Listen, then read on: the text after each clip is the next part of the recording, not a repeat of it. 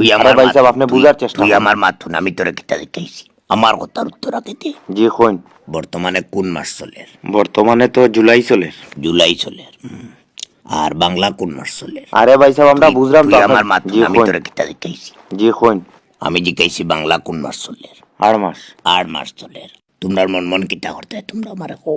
তোমরার উদ্দেশ্যটা কিতা আমি একটু জানতাম পারিনি আরে ভাই সাহেব আমরা কোন দিন না করছি নিজে আমরা দিতাম না আমার কথা হইছে তোমরা আমারে ডাইরেক্ট না করি দাও কোনো দুঃখ নাই বলে ফলমূলের দাম বেশি আমরার বইনের ইজ্জত আবার কিতা ও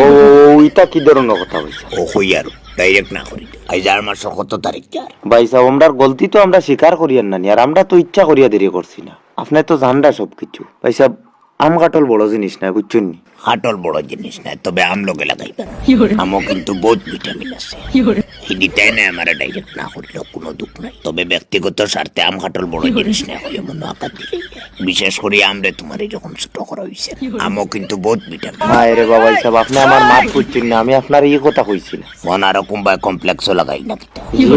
কনফারেন্স হলে জিনা ভাই সাহেব তো আম কাটল বড় জিনিস না কথাটা খেয়ে কইলো ভাই সাহেব আমি আপনারে কেমনে বুঝাই আমি আপনারে ভাই সাহেব বিকান কইছি না যে আম কাটল বড় জিনিস না আমি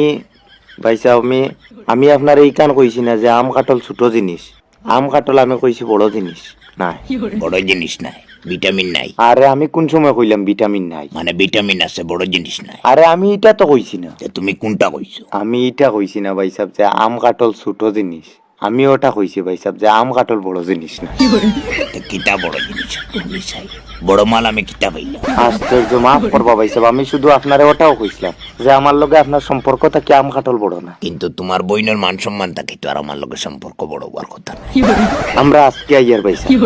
আজকে না আজকে আর সময় গেছে কি আমরা কালকে আইয়ার সকাল আইছি আর ভাই সাহেব সকাল আইতে লাগতো না কিতা কইছি বুঝছেন সব জিনিস পাইতে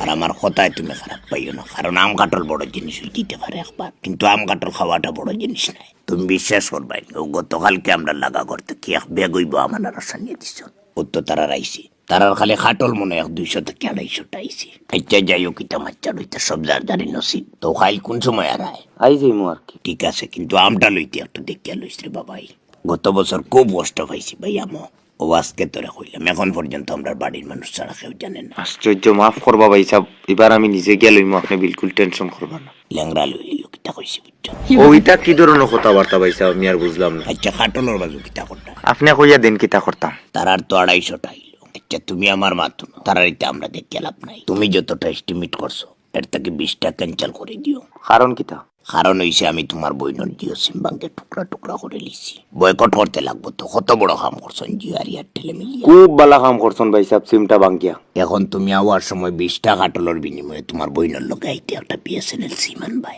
আরে ভাই সাহেব বহুত তো মন কষ্ট দিলেই যায় বইনের লাগি একটা বিএসএনএল সিম আনতে কিতা 20টা কাটল কম আনা লাগবো নি আপনি আমারে ওখান কইন সিম একটা আনতাম না 2টা আনতাম আপনার লগেও একটা আনতাম না আমি আর বিএসএনএল দিয়ে কিতা করতাম তুমি এক কাম করিও আমার জিও নম্বর 3 মাসের একটা রিচার্জটা লিখি ওইটা কি ধরনের কথাবার্তা ভাই সাহেব আমি আর বুঝলাম না ডেইলি 2 জিবি হইতো কি অবস্থা শুরু করলা ও হইয়ার কিতা হইয়ার ডেইলি 2 জিবি হইতো 3 মাসের রিচার্জ আপনি এটা বেশ বেআন্দাজি করডা আমি আগেও কইছি পারো না আমারে ডাইরেক্ট কোনো লজ্জা নাই বলে আমরা দিতাম না আমরা বইনের ইজ্জত আবার কিতা